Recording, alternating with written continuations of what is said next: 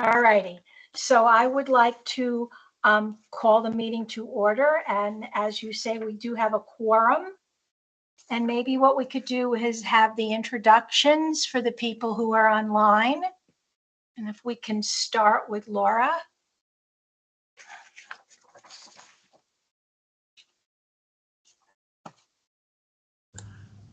Laura Chronic, Town and Monument. Thank you. Who else do we have here?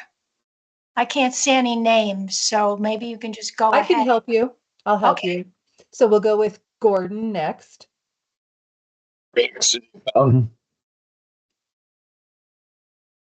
Gordon, try that one more time. You kind of cut out. Okay, There one we more go. time. Yeah. Gordon Rick, City of Fountain.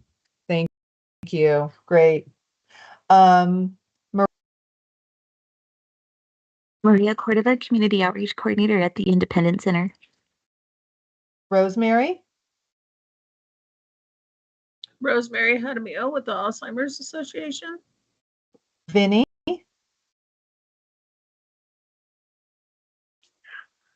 Vinny Yannick with the Department of Human Services with El Paso County. I think we have some staff, don't we? We do. So I'll start with myself, Melissa, the Program Development Administrator at the Pikes Peak Area Agency on Aging. And then I'll go to Melody. Good morning, this is Melody Hanna, Associate Director. And Dolly. Hi, Dolly. I am the Programs Manager. And of course, Jared. Good morning, everyone. Jared Werner, Public Information Officer. Great. And Madam Chair, do you want us to have the go through introductions with the few people that are joining us today in the as well? Sure, we can go ahead and do that. Okay, so we have Chantel. And I apologize. I had put those people, they were I in listen know. only mode. So I am Yes. now promoting all of them in. So, Thank you. Thanks, Jared. yep. Oh, very So good. Okay, can you see me? There we go. Having trouble, but you just turned me on. Chantal Rockman, Executive Director of Colorado Enrichment Centers. Thank you, Chantel. And we have Lori Wood. Hi, good morning, everyone. Lori Wood, Chief Grants and Compliance Officer for Silver Key Senior Services. Thank you. Thank you. We have our gal from Teller Senior Co here on behalf of Kathy Lowry. So go ahead and share your name. Sorry, I didn't write it down. Hi, I'm Teresa Nippert. I'm sitting in for Kathy Lowry. Great. And I think that's everyone. Did I miss anyone? Great, thank you, Melissa. Before we do the agenda approval, I have an amendment that I want to add to the agenda because we are going to have a presentation today on the volunteer program from Dolly and Melody. So I want to add that to the agenda. And with that, I would like to have a motion, unless we have any discussion, a motion to accept the agenda.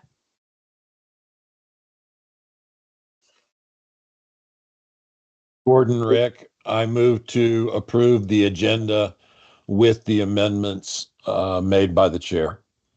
Thank you. Can we have a second? I second, Laura. Okay, and then a vote. Just maybe raise hands or say aye. Aye. Aye. Aye. Great. Motion to approve the agenda. Next is the motion to approve the minutes from the previous RAC meeting. I need a first and then a second.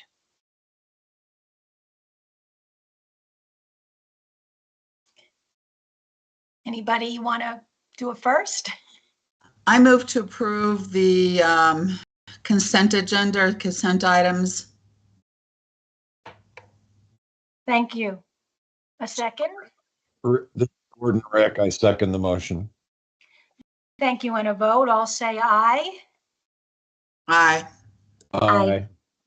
Great. I accept the motion to approve the minutes from the previous RAC meeting. And then I want to move on to number 4. I want to ask Jared if we have any public comments that we need to hear. Good morning, Madam Chair. I will ask anyone who is not a RAC member who would like to provide public comment to please use the raise hand function at this time. While we are giving them time to do that, I will just let the council know that we did not receive any advance requests for public comment, and we did not receive any written public comment that we would have distributed to the council members in advance of this meeting. As I've said all that, I do not see any hands raised, so I believe, Madam Chair, we can move forward at your discretion. Thank you so much, Jared.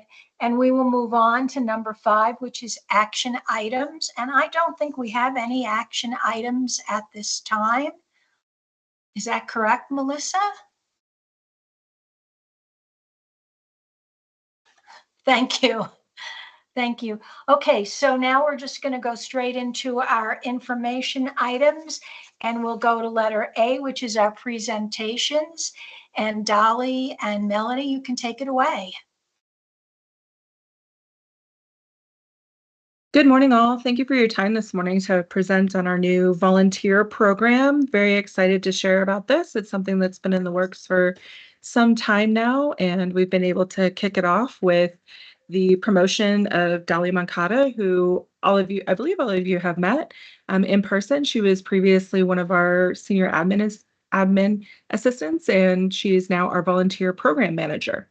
So she's going to present on the program itself, a couple of things we've been working on, and then we'll be available to answer any questions you may have about this exciting new program.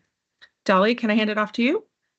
Sure. Yes. Thank you. Yes. Thank you, Melody. And thank you all for having us and letting us share a little bit about what's going on. So we are trying to expand our volunteer program in order to be able to do a little bit more in our community.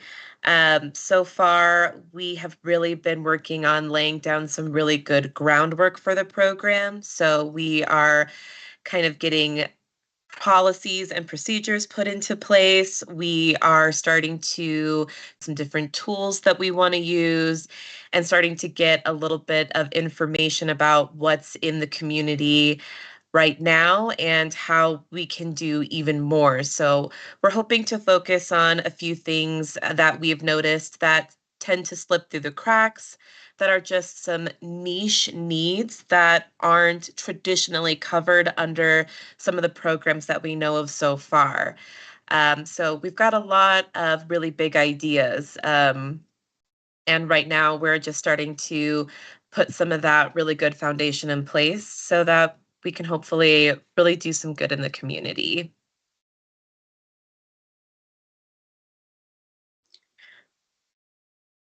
Any questions for anyone that anyone has? So I will just put a kind of reminder out there for folks on the rack that when we did the 4-year plan and the strategic review subcommittee kind of tracks the ongoing work of the 4-year plan, really building out an area agency on aging volunteer program for the region was one of the things that was identified in the 4-year plan. So it is great to see that we've moved forward as far as we have in terms of getting Dolly on board and working forward with that. And when Dolly talks about some of those niche areas, kind of what happens often is, and Dolly knows this because she did a lot of answering the phones, you hear all kinds of requests from older adults of things that they need that just are not available out there. And so, couple of years of holding those phone calls and hearing what people are asking for, gives us a lot of ideas of things that people really need a little extra hand and a little extra support for. So it'll be good work to bring that forward. And I don't know, Dolly, do you want to mention a little bit about the Vista, who will be starting on Monday, and kind of how that role will also be a part of the volunteer work? Yeah, so we have an opportunity to work with Vista to get another person on the team. And we found a gentleman named Chris Leroy. And we want to kind of just again have another person who can start doing a little bit of digging into a lot of things, because so much of what we're trying to do right now is a lot of research. We really had at length many conversations of we don't want to reinvent the wheel, we don't want to step on any toes, and at the same time we know that there's always need. You can never have enough resources out there, but we want to make sure that what we're doing is covering some of these folks that just seem to be slipping through the cracks. So with Chris on board, we'll have another person who will be helping us do that research and also look into what other tools are available that can be useful for us, whether it's recruitment, or in the execution of some of the ideas that we have. And so just again, it's a lot of groundwork. It's a lot of laying a foundation down. It's a lot of kind of, we know what some of the needs are, and we're starting to figure out what is the path to meet those needs. And that can look a lot of different ways. I think that is one of the challenges, is that it's so wide open with opportunity. And so we're just kind of starting to narrow things down into, where do we fit in the greater picture of things. Um, yeah, and Chris should be a really good asset for that. So I do have a question. So my past experience at area agencies where we had a volunteer coordinator. So one of the largest pieces was collecting information about the hours that people are providing in their volunteer capacity. So you may not have thought about this as yet, but I'm kind of assuming that there'll be some kind of paperwork or something so that you'll be collecting that information, because that adds to our ability as an area agency to say that we have all this volunteer hours going on, and that can add into a variety of aspects of our budget and things like that. And so I question about that. And my second question is, so we as people on the rack are volunteers. Melissa, I didn't know whether the people who are appointed from the various communities, are they considered volunteers as well? And I know that I can speak to those two questions. What? I can speak to those two questions. Okay. Yeah, and I'm glad you brought that up, Debbie, so we can share the exciting news about our data collection and just to make everybody aware. So I'm glad you asked those questions. So we were able to contract with a local company called Service. They've been around for close to 20 years. They're located in Colorado Springs, but they work with organizations nationwide to collect data on volunteers. And so we have a great interface for volunteers that want to sign up and locate jobs that they may want to volunteer for. And then as part of that database, we can also collect their volunteer information. We can do mass mailings. There's all kinds of ways that we can parse information, run reports, run the whole gamut. It's pretty great. And then as RAC volunteers, we do collect when you sign in, which is why signing in is so important. When you're in person, when you list your mileage on these meetings virtual right now, Melissa's holding it up. She's keeping track of it when we're virtual so that we can track the hours that you spend on this meeting, on the subcommittees, people who are part of the podcast. If there's any special events going on that you attend, special events that PPACG puts on that you attend, we do count all of that. And that actually goes towards our in-kind, which is what makes it possible for us to access these state and federal funds. So that's why it's critical that we track your attendance and really appreciate your time being on this committee. I just want to say that I know I've been at doing that, and I will try to do better. So even those people that are appointed, that is still considered a volunteer aspect of participation. Yeah, if you're not an employee of PPACG, then your time is counted towards in kind, and we really appreciate that. Great. Thank you for the information. Any other questions? Thank you for the good questions. And I just want to add, if you have not had a chance to interact with Dolly, please do so. She is wonderful. And the great thing about this with having a new program is that she has shown such initiative with taking something that's being willing to jump into something that's been really abstract and yeah, has just shown a lot of leadership with that.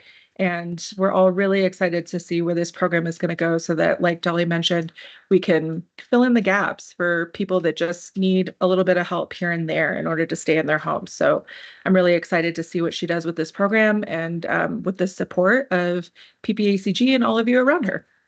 Thanks, Dolly, for presenting. And I have Absolutely. one other question, because I remember when the Ombudsman program was presenting and stuff, that's an area that you really wanted to see possibly expanded with volunteers, and have you thought any further about that?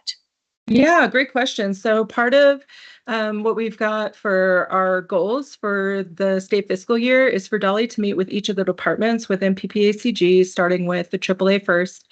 So that's going to include the ombudsman, the caregiver program, anything administratively for any of the admins like myself or Melissa. So yes, definitely going to meet with them, see what their volunteer needs are. And then that's also part of why we have service. And then she's working with Jared on some promotion materials so that we can start doing outreach to gather those volunteers. So yes, a lot of to-dos. Great, thank you so much. Yeah, thanks for the question. Any other questions? Okay, we'll move on then. On information items, letter B, membership committee. I think Maria is present, and I didn't know if she had anything she needed to add regarding membership subcommittee.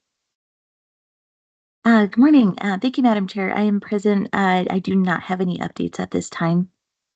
Great, thank you. And then the next one. Debbie? Yes. Melissa, let me just interrupt for 1 second. Thanks, Maria. I think the one thing we wanted, you might be sharing this in your chair report, so I apologize if you were going to think about it. Just the reminder that we still, no, we're okay. No. Do we still need a second vice chair? We do. We do. Gosh. So Bill is our second vice chair, but we do not have a vice chair. And so just a reminder to our group. And I know Maria and I have talked about membership. So hopefully in the next couple months, we'll see a few more people come along. But we are running without a vice chair. And so if something happens to Debbie and she can't make the meeting, it falls on Bill's shoulders. Most of the time he's in the meetings, but I don't think he made it today. Say that one more time. And so just a reminder that we are in need of a vice chair. So if anyone is, kind of interested in taking on that extra role and support, we're always interested. So thank you for letting me put that reminder out there, Debbie. Great, thank you, Melissa. Letter C is our strategic review committee. I don't know if Laura has any updates. We have no updates, Madam Chair. Thank you. And D is our TRS subcommittee. I don't think we have a chair of that committee either at this point in time. I know I was past chair, but when I took over here, I resigned from that committee. So maybe, I don't know if we have anyone who can speak to any updates regarding our meetings. I'll comment a little bit on that. I know that, and Melody might be able to offer more information. There have been discussions at the state level about carryover funds. So TRS will be engaged at some point in time, but right now I don't think any of that is formalized at this point. I will be removing the RFP dates and meetings because hooray for us, we are off and running, and with all of our contractors and contracts. And so maybe I can put Melody on the spot if she wants to give any updates on anything regarding our contractors Sure. and updates about Yeah. anything there. I'll put you I sure on the can. spot. Okay. Yeah, Thanks. totally fine. So on Monday, we do have a meeting with the State Unit on Aging. We have regular monthly meetings with them. And so I imagine that carryover funds will come up. They are running their process much more quickly, which is really great. We typically see carryover funds in the spring. They're working really hard to get those carryover funds allocated and distributed in the fall. So we're hoping to see that, not a guarantee, but hoping to see that and to be able to distribute that out into our community. So the good news with carryover funds is that we should really not have any. That's the goal. And so we've steadily decreased that based on our providers really stepping up and spending down those funds, and then the activities of Melissa, who has identified different areas to spend down those funds. So our carryover funds have steadily decreased, which is a very good thing. That means we have less and less left over at June 30th, and that's always the goal. That means we've done our due diligence with allocating, and our providers have done really well with spending down. So I'm hoping that comes up on Monday, and if not, I'm sure that either I or Jody will shoot the question out there too. So with our providers, they are off and running. All of the providers that were approved through TRS, RAC, and then the board of directors for PPACG. We still have 2 that we're waiting on to have contracts signed, but that's typical with these 2 because they are public entities, and that's UCCS, who has been a provider for some time, and then a new one, which is the City of Colorado Springs Fire Department. So they both had to have their legal teams review the contract, and we go back and forth with, well, we can allow this, or we need to remove this, or certain things that don't apply to them because they're public entities. So we're getting very close to having those contracts signed, and we do allow them to request reimbursement back to July 1st, so that if they did have any activity, just because there's a delay in this process, it doesn't mean that they won't be able to request those funds. So that's good news there. So I will be getting CSFD trained up since they're a brand new provider. We're really excited to fund their case management program, their specialized case management program. So that's a new one. And then UCCS will be continuing with their caregiver, their screening, and their counseling programs. And I think that's it for those updates. Oh, one last thing. So for those of you that may not be aware or are new, we are running on a 2-year cycle. So we will not be releasing an RFP in the spring because we have signed 2 years with our providers. So they don't have to go through submitting a proposal each year. So instead, we'll be working with them in the springtime on a 2nd-year budget. And that's a much more simplified process for them and for us. So you won't see anything related to big news around RFP, but we will be reviewing those 2nd-year budgets with the TRS. And I do have one more question, Melody. Yes. I know at our last meeting, Jody talked about that other new provider, which is that transportation program. Yes, Carepool. And I was just wondering what was happening. Did we finally figure out how we're going to do that contract? So what we're trying to explore, great question, thank you for the reminder. What we're trying to explore is actually running them through our voucher program.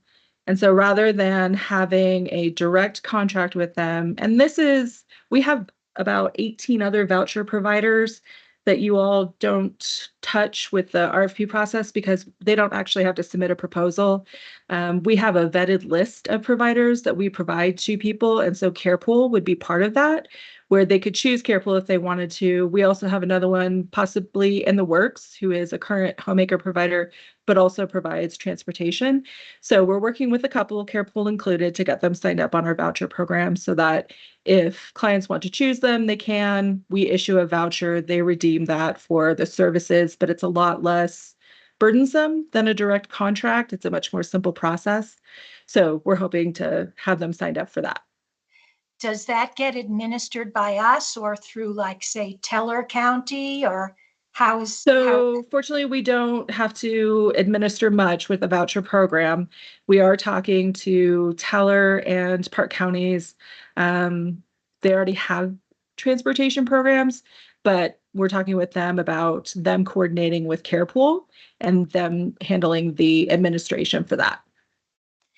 And what was our final decision on how much money we are able to actually provide? I for believe them? it was 50,000. Great. Thank you so much for that. Yeah. update. Thank you for the questions. I don't think Jody is present here today, so I didn't know, Melody, if you have any other things you want to add, maybe for the director's report. I don't. I thought that he would reach out, but I'm not sure what he wanted to share, and I haven't heard from him. Okay. But thank great. you. Thank you. And the last item there under information items is RAC chair, is the chair report. And I think that we talked about most of the issues during our process, meaning we do need a person who would be the TRS subcommittee chair. I think at this point in time, I'm not actually even sure who our subcommittee members are. I think maybe Melissa, you might have some information about that. I know I'm still on the committee. I think Gordon is on the committee, but I'm not sure who else is. Do you? So for TRS, Mm-hmm. yeah, so it's Laura, and Gordon, and both Vinny and Gordon had expressed interest, ongoing interest with the strategic review subcommittee as well. I think they sat in on the last meeting we had for the SRS with Laura. So yeah, we're running a pretty tight ship right now with our members. So we definitely need to grow our membership, for sure. So And I know you and Maria are working diligently on that, trying to get some other. we have some really good ideas out there. So yeah. So I just want to thank everybody who's currently on the RAC for all the time and energy you're putting in, since we are running a very small RAC membership meeting. And I hope that we will grow over the next couple of months. And from that, we'll move on if nobody else has any other questions. Sure. Gordon? I'd like to volunteer to be the TRS subcommittee chairperson, unless somebody else would like to apply. Great, thank you so much. All right. I don't know if do we need to vote on that? Or do I need to present that at the next meeting? Yep, you will appoint that person at our next meeting. So, Okay, great. Yep. Thank you. Great. Thank you, everybody. Yeah. Number 7, I don't think we have any current discussion items. I think we kind of discussed things during our presentations. So And Debbie, yes. Chair, Madam Chair, what I'd like to propose right now, we don't have on our agenda an opportunity, but other agendas do this, for our members to actually share any updates on what's happening within their scope of work and what they're doing. Since we're running, just 30 minutes into our meeting, maybe we can go around to our RAC chair members and everybody can kind of give an update about what their organization is doing and kind of what they're working on, if that's okay. We don't ever get an opportunity to do that. So I'd like to put that proposal out there if that's okay, since we have time. I think that's a great idea. Do we need to vote on that to add that to our meetings, or how does that? I was just going to have it be kind of discussion items, and Okay. People can just kind of put out there kind of what they're doing in their circle of influence, and just kind of give us all updates on what's happening in their world, and it'll just be under discussion items. All righty, great, thank you. Maybe we can then go through that. Maybe we can start with Maria. Thank you, Madam Chair. I'm having some issues with my camera, but at the Independence Center, one thing we're really focusing in on right now is offering out free disability awareness trainings for businesses, organizations, community groups. It takes about an hour to an hour and a half to complete. And it's an opportunity for people to learn more about how to communicate with different disability communities. So if anyone's ever interested in one of these trainings, just reach out to me and we will get that scheduled. We're also offering tours of the building. So if you want to come in and learn more about what we do, meet our specialists, see the space, see what accessible spaces can look like, also just reach out and let us know. Great, thank you. I know I would like to do that, Maria, so I'll get in touch with you and we'll see how we can schedule that. Oh, absolutely. We would love that. Let's see, who do we have next on here? Laura? Yes. I'm here. We actually, Melissa, I needed to get with you. We probably need to, because I noticed on the schedule for next meetings, the SRS is not anywhere on there, and I think we should be due for a quarterly here pretty soon. Yes. Okay. That's all I have. Do you want to share anything about what's happening in Monument? No. Okay. Well, I don't know how Been many too much people- fun up there in Monument. You hush, Gordon. You just hush. Call me Yeah, later. I got to talk to you. Okay, I will. I'll call you right after this. We have been in a little bit of turmoil in Monument. For those who haven't heard, we now have a new interim town manager, and she is absolutely phenomenal. And she's going through a reorg right now. So there are a lot of moving parts at this point in time. So that's Monument. Gordon, you have anything else you would like to add? In Fountain, we're going through our budget proposals preparation. Staff is putting together a budget that they're going to present to us in a month or two. So lots of discussions going on about priorities, where should we be spending money, how much money we're spending. So we're doing a lot of technical work right now. We're also polling the public to say, okay, we have this much money. Where do you think it ought to be spent? So that's what's going on in Fountain. Thank you. I don't see faces, but maybe Rosemary?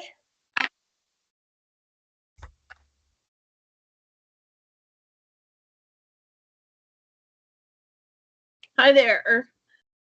So we actually have our walk to end Alzheimer's coming up on September 28th. So that's coming up here pretty quickly. Melissa does have a team, and so hopefully if anybody's interested, they'll join her team. It is and I'll let you share a little bit about that, Melissa, but it's pretty exciting and it's the first time this has happened. So thank you, Melissa, for doing that. We also have our virtual caregiver series with the VA, and then we also have our virtual classes happening, and so we're pretty excited about that, and we hope everybody will come out to the walk because there's about 70 different vendors and we have resources and a lot of information. So I'll throw it over to you, Melissa. Yeah, so if, for people who haven't attended the walk, it really is a really remarkable, wonderful fall morning at Memorial Park and Prospect Lake. The Alzheimer's Association does an amazing job.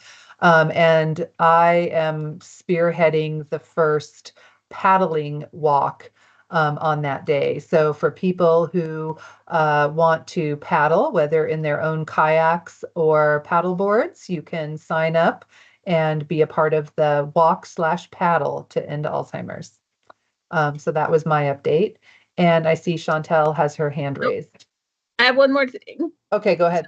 So just a little bit about Fountain, because I do sit on the Fountain, or I attend the Fountain Chamber meetings. So Fountain Valley is having their fall festival and parade, and this is a big to-do in their area, and it is actually from 10 to 3 on September 2nd. And so that'll be a lot of fun too. Thank you, Rosemary. Yes, and Mhm. Chantel does have her hand up. She has a question. Yes, thank you. Is there any way we could have that information put in the chat for those two events that were just talked about, so we could share those out with our networks? I can put that in the chat. Rosemary, will you just repeat the date and time for the Fountain Valley event? The Fountain Valley event is actually September 2nd from 10 to 3. Thank you. And I'll put that in the chat in just a second. And also the Yeah. house. Yeah, and are these events, are you guys still taking vendors to be part of the events, or has those time slots kind of closed? Those slots have kind of closed. We probably can fit somebody into our small vendor tent. But most of that has already kind of closed because we're a month away. Yeah. And I think the last person on the rack is Vincent there, and I don't know if you have any updates for us. Hi, good morning. Well, here at Department of Human Services with El Paso County, I just want to talk about some of the progress we've made. This time last year, we were the part of a news story talking about how long it was taking us to process applications and recertifications, and there's been a tremendous strides that have been made. We are now within all our timeliness goals set by the state and federal levels. And in terms of our adult protective services, there's been quite an overhaul with all new leadership, new management.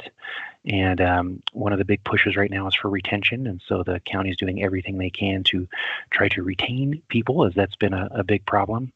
But for our senior citizens out there, have a much better chance of getting their applications processed timely and hopefully the attention they need more timely, especially when you compare it to this time last year.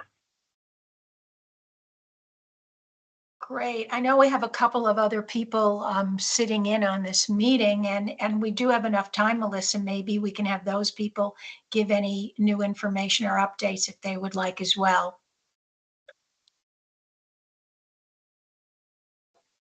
I'm happy to jump in. Hi, Lori Wood from Silver Key. We have a lot going on. So in our transportation department, Aaron Cimararo, who was our director of transportation, has been made chief. So he will be our chief operations officer. So yay.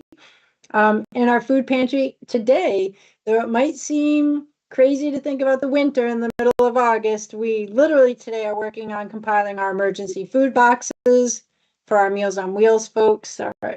They're literally being packed today. Food, shelf stable food, so that we get those out to our seniors in the fall, obviously ahead of the winter, so that if we have a snow event like we did last March, all of our folks have food, which is really great. In our thrift store, as a exciting, if you haven't been up to Tri-Lakes, we have thrift store in Tri-Lakes as well as at our main campus, but we have a new location and a larger, really beautiful new location for our thrift store in the Tri-Lakes area. So you should go visit it. It's very nice. To sort of amplify or go yay for volunteerism, as the AAA is moving even more robustly into that space. Just for context, at Silver Key, we have over 450 active volunteers that provide 55,000 hours a year of support to our community. So I think you guys are right that I don't think there's ever enough, and the more that we can build out and help that sector, and it's such a worthwhile and purposeful work. And so part of that is we do receive an AmeriCorps RSVP grant, and the volunteer team were in Baltimore in July for that. and it was very exciting, as it is to go to a national conference. And the head of vet services from DC office is coming to Colorado Springs on Monday and visiting with us, but also with various veteran nonprofits in the area to see how Colorado Springs operates. So that's really nice to get that recognition for El Paso County. Probably one of the biggest news for us, if you're not aware, we're going to open up our affordable housing unit sometime this fall. Stay tuned for when the ribbon cutting date is. I'm not exactly sure yet. Obviously, because we have to get certificate of occupancy, etc., but it will be sometime October, November. What you may see is our big push right now. 13 of those 50 units are for houseless vets. And we have a big push right now using the Housing First Best Practices model to have those units fully furnished before the vets, because obviously they're houseless people. So moving into an empty room is not a best practice. So we have a push, and if you go on our website, you can almost if you were like at a wedding registry or a baby shower, you can buy a unit, a set of flatware or sheets. So we are hoping to make real low entry point for people. This isn't like we're asking for hundreds of thousands of dollars. If someone can just buy a vet silverware, that would be fantastic. And again, you can go to our website. We are working very closely with Independence Center and the Colorado Springs Veterans Administration to identify the appropriate folks who will be those 13 vets who, once they're in our complex, will receive ongoing case management support on a daily basis to make their entry into permanent housing a successful entry into permanent housing. So that's what we've got going. Thank you for asking. Did I miss anybody? I can't actually tell. Melissa, did I miss anybody? So possibly if Teresa's still on with Teller Senior Coalition. Oh, And okay. I think is. Hi, I'm still here. I can tell you what we've been doing. We've been working really hard to get the Medicaid certification done of all of the requirements because we do the non-emergency transportation, and that has gone well. And our transportation lead did get all of that in on time, so we were thrilled with that. We are getting ready to work on our budget for next year also, as the other parties were talking about. And we do have a new bus from CDOT from last month. We received it. So that is all going well. And the newest thing, I guess, would be we have 2 classes scheduled for this fall from Tessa for our clients, and we're looking forward to getting that done. One of them being on security on the web and information for seniors who are not used to using computers. So we think all that's going very well.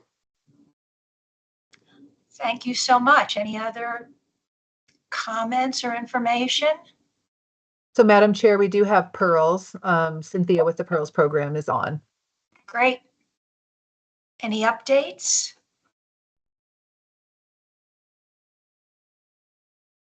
I don't know why I don't have that. Cynthia, any updates?